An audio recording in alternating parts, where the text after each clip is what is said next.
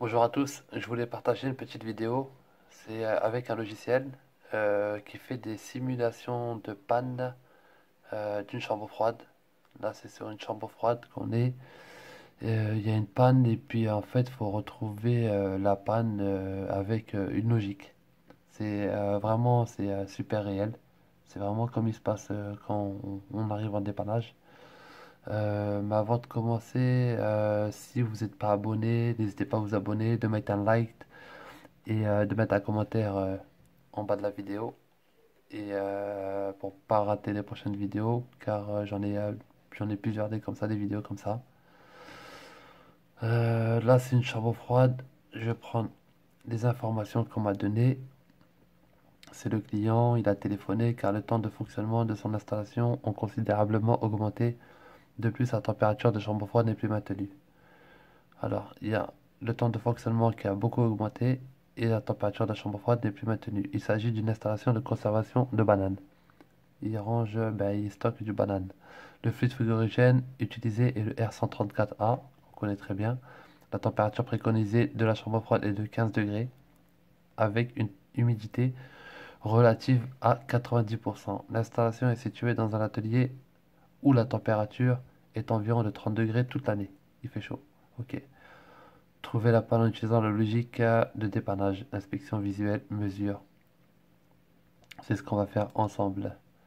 Une fois que j'ai toutes les informations de ce qui se passe au niveau du client, très important, toujours demander le maximum de questions au client lorsqu'on arrive sur place. Souvent, il nous donne vraiment beaucoup d'informations par rapport à ce qui se passe. Là, je m'aperçois sur place. J'ai mon installation, une chambre froide. Mon compresseur, il tourne. Comme on voit que l'huile il bouge.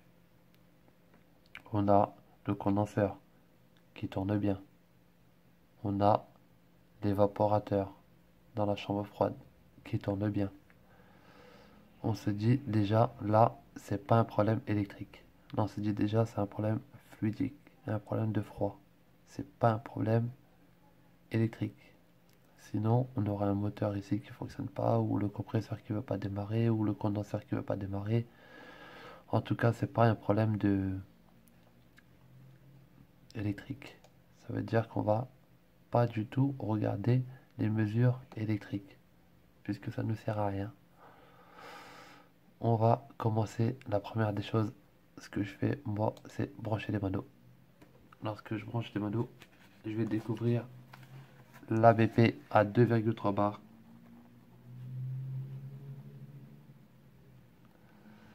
et à 2 degrés. La HP, elle va être à 9,1 bars.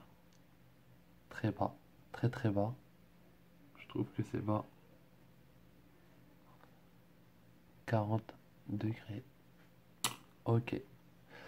Une fois que j'ai branché les manos, je mets pression HP et BP. Sachant que la HP, c'est la température de condensation qui est ici. 40 degrés, on l'a ici. Basse pression, évaporateur, 2 degrés, on l'a ici. On va effectuer une autre mesure de température. La première chose que je fais, moi, c'est que je pars depuis le début et je fais le tour. Je fais le tour de température. Au refoulement. Ici au refoulement on a 63 degrés. Refoulement 63 degrés. Effectuer une mesure de température. Au refoulement on a ça. Sortie condenseur. On a 35. On a 35 degrés en sortie condenseur.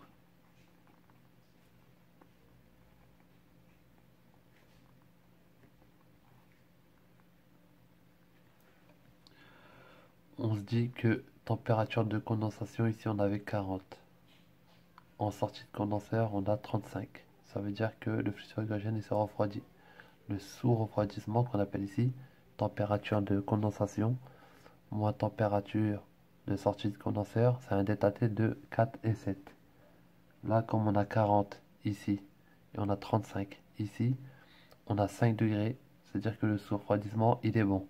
Et quand le sous-refroidissement, il est bon, ça veut dire que au niveau de la charge du fluide frigorigène, on est bon. On a assez de fluide frigorigène. Déjà, ça, on peut continuer. Entrée des hydrateurs. Ici, on a combien? On a 35. Paf. Là déjà, ici on a 35, ici on a 35. C'est pas normal. On n'a pas de changement de température. On va continuer. Température.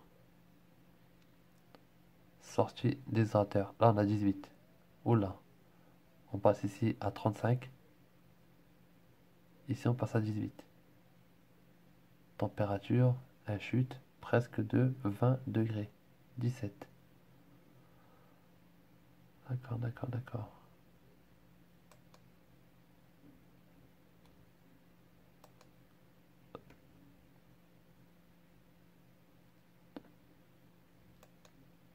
« 18 ici.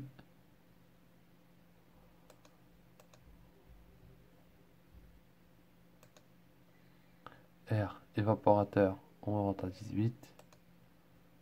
Température, sortie, air, sortie, évaporateur, on a 14. On perd 4 degrés.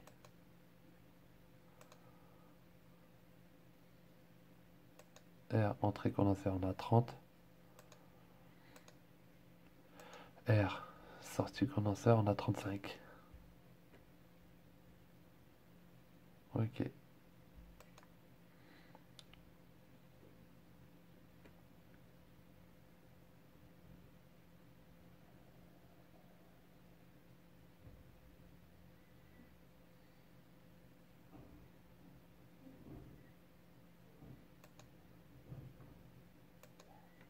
On va effectuer une mesure au niveau du condenseur. On a 1,8 ampères. Intensité absorbée au niveau du moteur d'évaporateur. On a 0,23 ampères. On est OK.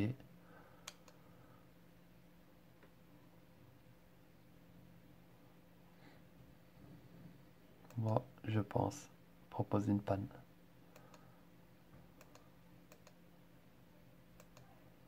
Moi, je pense problème fluidique. Ça peut être le détendeur trop petit. Non, c'est pas ça. Détendeur peut pas être cassé. Non. Manque de charge. On a vu que le refroidissement, il était bon. Prédétente. Une prédétente. C'est possible. Évaporateur trop petit. Problème de compresseur. Excès de charge incondensable. Condenseur trop petit. On va regarder un truc. Groupe de concentration. Le capteur est chaud. Sa plaque cinétique indique. Ouais, ok. L'évaporateur, il fonctionne. La ligne liquide devant un liquide de liquide bulle. Ok. Le couleur de la pastille d'indication humide est verte. Est-ce qu'elle est bonne? Est-ce qu'il n'y a pas de incondensable déjà? Ça peut pas être ça. Ok. Régulation. Ok. coffret. Ok, d'accord. Fluidique. Détendeur trop petit, c'est pas ça. Manque de charge, c'est pas ça. Peut-être une prédétente. Évaporateur trop petit, c'est pas ça. Problème de compresseur, c'est pas ça. Excès de charge, c'est pas ça. Incondensable, c'est pas ça. Condensateur trop petit, c'est pas ça. C'est soit une prédétente, soit il y a une prédétente au niveau de la ligne liquide. Évaporateur trop petit, prédétente. Déshydrateur colmaté. Déshydrateur colmaté. Électrovanne ouvre mal. Vanne de départ liquide. C'est ça. Voilà. C'était déshydrateur en fait qui est colmaté. Comme on a vu tout à l'heure, au niveau de la température, entrée, on était à 35 de déshydrateur et on passe à 18 d'un coup. Ça veut dire que normalement on est à 35, sortie de déshydrateur on doit être à 35. Maxi 34. Maxi. 35 ou 34. Mais là, sortie des déshydrateur, on était à 18.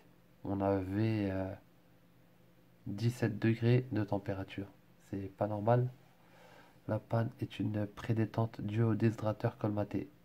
Vous constatez une différence de température entre l'entrée et la sortie du déshydrateur. C'est le signe du prédétente.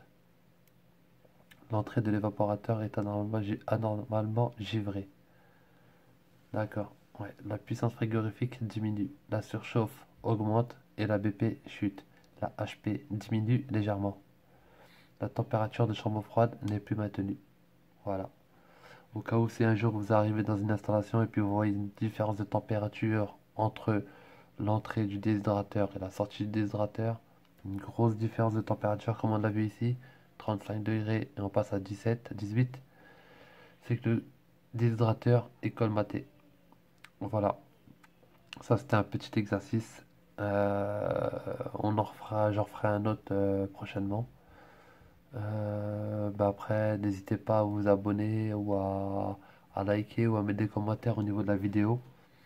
Euh, et puis, on se revoit très bientôt. Ciao, bonne soirée.